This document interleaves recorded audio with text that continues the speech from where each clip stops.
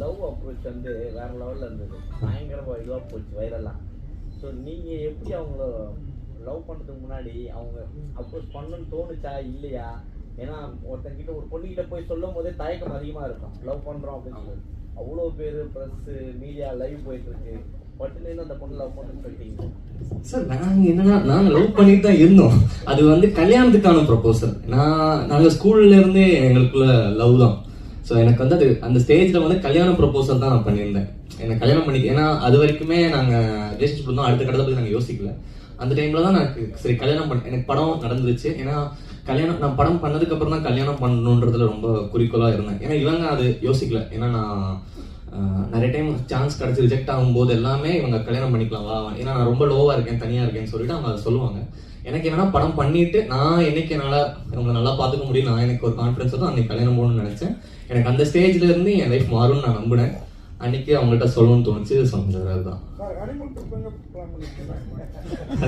பார்த்துட்டு இருக்கோம். தெரியல சார், முடிவு பண்ணல சார். இப்பதான் பார்த்துட்டு இருக்கு.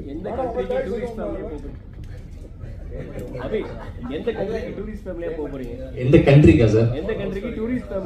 சார் எனக்கு சுவிட்சர்லாண்டுக்கு போனோம் சார், டூரிஸ்ட் ஃபேமிலியா. நானும் அவங்க குட்டி அபி எல்லாம் சேர்ந்து போனோம்.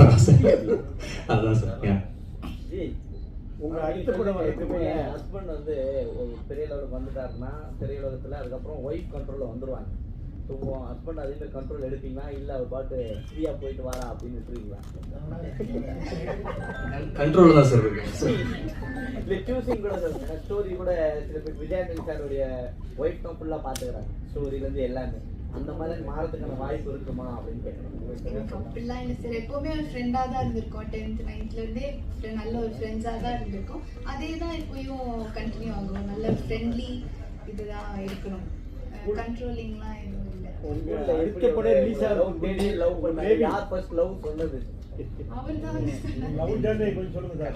கண்டிப்பா நான் தான் சொல்லிருக்க முடியும். அவங்க எப்படி சார் சொல்லுவாங்க லவ் ஜர்னி? அதான் ஸ்கூல்ல நாங்க ஒன்னா படிச்சோம். எனக்கு அவங்கள 6th இருந்து தெரியும். ஒரு பாயிண்ட்டுக்கு மேல எனக்கு அவங்களை ரொம்ப பிடிச்சது, லவ் பண்ண ஆரம்பிச்சிட்டேன். அப்படிதான் ப்ரப்போஸ் பண்ணேன், நோ சொன்னாங்க. அதுக்கப்புறம் ஆமா சார், ஆமா ஸ்கூல்லயே. என்ன சார் திருமணம் பரிசா? திருமண பரிசா அவங்களுக்கு பர்சனலா சில விஷயங்கள் வாங்கி கொடுத்தாங்க. எங்களுக்குள்ள இருக்க சில விஷயங்கள் அது மட்டும் பண்ணேன், அவ்வளவுதான். அதை ரொம்ப நாள் வெளியில சொல்ல முடியாது, பட் ரொம்ப நாள் ஆசை அவங்களுக்கு சில விஷயங்கள் இருந்துச்சு, அதெல்லாம் பண்ணோம், அவ்வளவுதான்.